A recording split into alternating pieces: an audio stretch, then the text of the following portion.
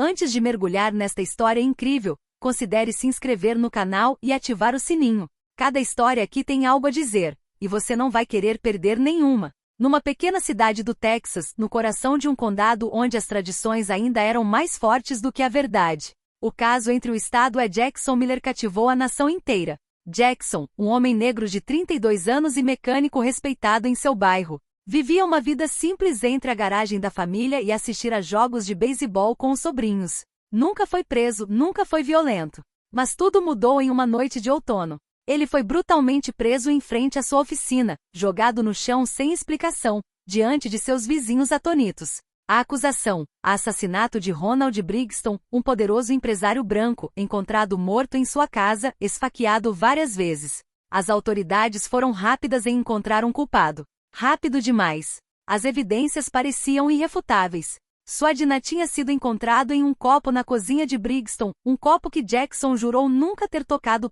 Vídeo de vigilância, granulada e mal emoldurada. Mostrava uma figura de altura e constituição física semelhantes, vestindo uma jaqueta igual à dela. E o mais importante, um mobile feito do zero. Jackson e Brixton teriam tido uma disputa 2 anos antes quando um contrato de reparo de veículo não foi concretizado. Mas ninguém mencionou o fato de que a disputa terminou com um pedido público de desculpas de Brixton e um cheque de indenização. Esse detalhe, estranhamente, nunca apareceu nos relatórios. O julgamento, presidido por juiz Franklin Holloway, um homem de maxilar tenso e olhar frio, conhecido por sua lendária severidade com réus de minorias, foi expedito. Nenhum pedido de defesa foi atendido sem objeção do promotor. Testemunhas de acusação vieram uma após a outra, algumas sem credibilidade, outras claramente hesitantes. Mas qualquer dúvida foi varrida como poeira irritante no chão de um tribunal velho e desgastado. O advogado de Jackson, mestre Leia Anderson, uma mulher negra na casa dos 40, brilhante, mas exausta por anos de luta contra o sistema, lutava sozinha. Ela havia pedido um adiamento, exigido exames adicionais, tentado obter acesso a câmeras de rua não utilizadas. Tudo havia sido recusado. Ela sabia que o caso cheirava a manipulação, mas o sistema de justiça parecia determinado a oferecer à opinião pública um culpado fácil. O tribunal lotava todos os dias. Alguns vinham por ódio, outros pelo hábito mórbido de assistir a justiça ser um espetáculo. As câmeras estavam voltadas para Jackson. Os canais de notícias já exibiam as manchetes antes do veredito. O mecânico assassino de Houston. Crime sangrento, justiça rápida. Uma frase esperada. Então chegou o último dia do julgamento. O juiz Holloway entrou no tribunal em silêncio tenso. Ele abaixou os óculos, olhou brevemente para Jackson e leu a sentença como se estivesse lendo uma receita. De acordo com a lei do estado do Texas e após a devida deliberação, este tribunal o considera culpado de homicídio de 1º grau e o sentencia à morte. Um murmúrio percorreu a sala. A mãe de Jackson desabou em lágrimas. Seu irmão se levantou, gritando que fora um erro. A polícia o removeu à força. Jackson, algemado, olhou lentamente para o juiz. Ele não gritou. Ele não se defendeu. Ele simplesmente olhou para o tribunal como um olhar que misturava dor, incompreensão e dignidade quebrada. Holloway não se mexeu. Bateu o martelo. A sala esvaziou-se gradualmente. Leia Anderson permaneceu sozinha à mesa da defesa, com a cabeça entre as mãos. Ela havia dado tudo de si, mas sabia, nesta cidade, a verdade valia menos que o medo ou as aparências. Mas quando tudo parecia ter acabado, algo inesperado aconteceu. Enquanto o juiz Holloway se preparava para encerrar a audiência, martelo na mão, pronto para golpear uma última vez para selar o destino de Jackson Miller, um som seco de uma porta zoou do fundo do tribunal. As portas duplas do tribunal se abriram com um estrondo, interrompendo a atmosfera pesada e congelada como uma lâmina de barbear suspensa. Todos os olhos se voltaram imediatamente. E pastor alemão com pelo sujo, flancos cobertos de poeira e patas arranhadas, entrou, trotando rapidamente, ofegando alto. Seu olhar afiado e determinado, varreu a sala como se estivesse procurando por uma pessoa específica. Na boca dele, e pedaço de tecido rasgado, manchado com sangue seco pendurado entre suas presas. Segurança! Tirem esse animal daqui! Gritou um oficial de justiça, enquanto 2 policiais começaram a avançar em direção ao cachorro. Mas o animal parecia entender a gravidade do momento. Acelerado, fugindo dos braços estendidos que tentavam detê-lo. Ele exalta habilmente entre os bancos, evitou as mãos que tentaram agarrá-lo e foi direto para o banco das testemunhas, onde gentilmente colocou o pano ensanguentado. Então ele se sentou ereto, ofegante, como se tivesse cumprido uma missão que lhe foi confiada correndo risco de vida. O silêncio caiu sobre a sala como um manto de chumbo. Parecia o bater de asas de um inseto. Até o juiz Holloway parecia paralisado, com o martelo suspenso no ar. Então, uma voz rouca, trêmula, mas poderosa, surgiu do fundo da sala. Parem! Parem tudo! Um velho de figura frágil, mas ainda ereta, entrou lentamente na sala. Sua jaqueta militar puída revelava suas decorações desbotadas. Seu cabelo era branco, suas feições marcadas pela idade. Ele se apoiava em uma bengala de madeira entalhada, mas seu olhar era o de um homem que ainda não havia dito sua última palavra. Este cão é oxidado. O cachorro do meu irmão Ronald. Ele estava com Elaine à noite do assassinato. Ele desapareceu depois, ninguém mais sabia onde ele estava. E esta manhã, ele reapareceu na minha casa. Com isso. Ele apontou para o tecido com o dedo, um gesto lento e solene.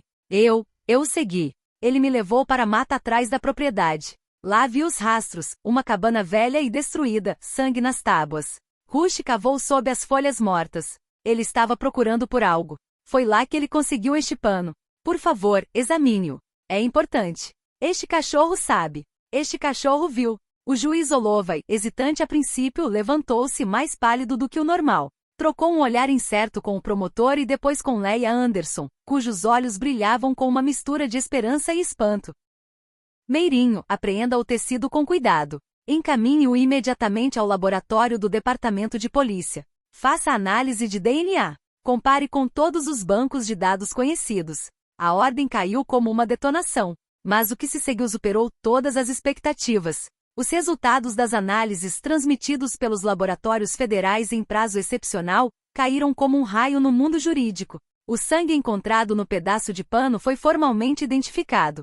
Pertencia a Cal Houston, um homem cujo nome havia desaparecido do radar por mais de 2 anos. Ex-sócio de Ronald Brixton em vários negócios imobiliários obscuros, Houston havia sido indiciado por fraude financeira em larga escala. Fugindo de um mandado de prisão federal, ele havia escapado de todas as tentativas de prisão. Até oxidado, o cão do falecido traz de volta esse pedaço de verdade, literalmente entre suas presas. Mas isso não foi tudo.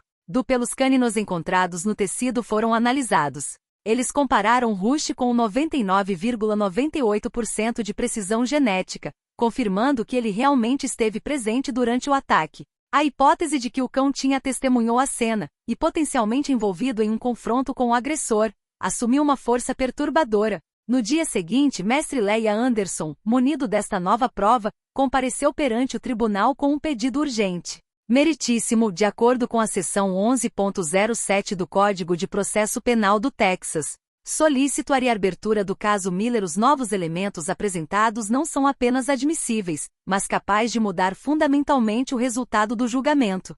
O juiz Holloway, visivelmente abalado pelas revelações do dia anterior, permaneceu em silêncio por um longo tempo antes de lentamente balançar a cabeça. Pedido deferido. O tribunal determina uma audiência especial de revisão. Na audiência improvisada, Leia chamou uma testemunha inesperada, professor Marcus Schilling, renomado etólogo e especialista em comportamento animal em situações de estresse extremo. Diante de uma sala lotada, ele explicou claramente. Este tipo de cão, o pastor alemão treinado, desenvolve lealdade absoluta. Quando ocorre um evento traumático, especialmente a perda repentina do dono, o cão poderia ter uma memória olfativa e emocional do momento preciso. Ele mostrou um mapa de satélite da propriedade de Brixton e então apontou. Se Rush fugiu após o ataque, provavelmente se lembrava da cena da briga. Quando voltou à casa do irmão da vítima 2 anos depois, foi para procurar ajuda e trazer de volta um fragmento desta memória, o tecido sangrento. As palavras do professor lançam um silêncio reverente na sala. Ninguém ousava falar, porque mesmo aqueles que duvidavam estavam começando a entender que Rush não é apenas um cachorro. Ele havia se tornado uma testemunha silenciosa, portadora de uma verdade que os humanos ignoraram. Rush, deitado pacificamente ao lado de Jackson no banco dos réus, ocasionalmente olhava para cima. Quando cruzou o olhar com um homem que acabará de exonerar, ele abanou o rabo levemente como se dissesse, eu nunca acreditei que você fosse culpado. A imprensa, que antes mancheteava sem rodeios o mecânico assassino de Houston, havia mudado de tom. Os jornais matutinos agora traziam um cão contra a máquina judiciária. Rush salva um homem da morte. O herói de 4 patas que desmascarou o verdadeiro assassino. Jackson Miller, inocência recuperada, dignidade em frangalhos. Algumas semanas depois, a verdade prevaleceu inequivocamente. Jackson Miller foi oficialmente exonerado, seu registro completamente apagado, e uma investigação independente foi aberta sobre as práticas do Ministério Público que levaram à sua condenação injusta. Cal Houston, por sua vez, foi encontrado em um velho motel sujo perto de Tulsa, Oklahoma, onde vivia sob uma identidade falsa. Alertado pela repentina cobertura da mídia sobre o caso, um cidadão anônimo reconheceu seu rosto e contatou as autoridades. Após sua prisão, Houston tentou fugir brevemente, mas foi capturado sem incidentes. Dentro de seu quarto, a polícia descobriu documentos incriminadores, cartas ameaçadoras endereçadas a Ronald Brixton, vestígios de contas no exterior, e uma jaqueta rasgada e manchada de sangue. Uma das mangas estava faltando. No último dia da audiência, o tribunal estava lotado. Câmeras de televisão transmitiram esse momento histórico ao vivo. O juiz Franklin Holloway, antes considerado intransigente, estava visivelmente mudado.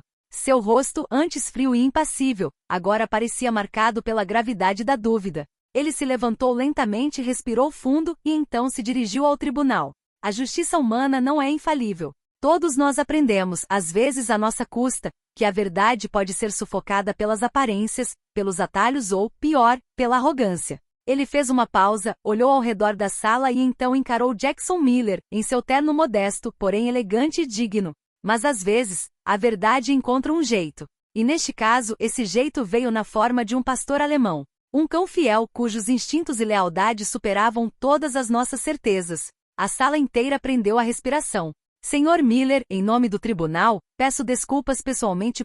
O que você vivenciou foi uma grave injustiça, e eu serei responsável por esse erro pelo resto dos meus dias. Aplausos espontâneos explodiu.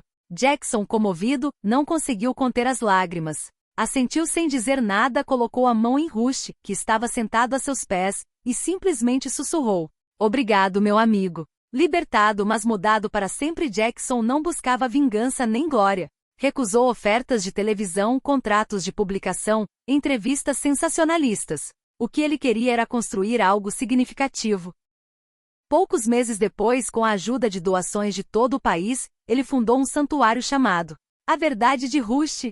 Este refúgio, localizado nos arredores de Houston, era único, um lugar dedicado a cães de serviço, busca ou resgate, que contribuíram para salvar vidas humanas ou trazer a verdade à tona em casos legais. Cada animal recebeu uma etiqueta com seu nome e história. Os visitantes puderam ler as histórias, passar um tempo com eles e até participar de oficinas de educação cívica e conscientização sobre justiça. O projeto recebeu apoio esmagador, inclusive de ex-magistrados, veteranos de guerra, famílias de vítimas e defensores dos direitos civis. Quanto ao oxidado, ele se tornou um símbolo nacional.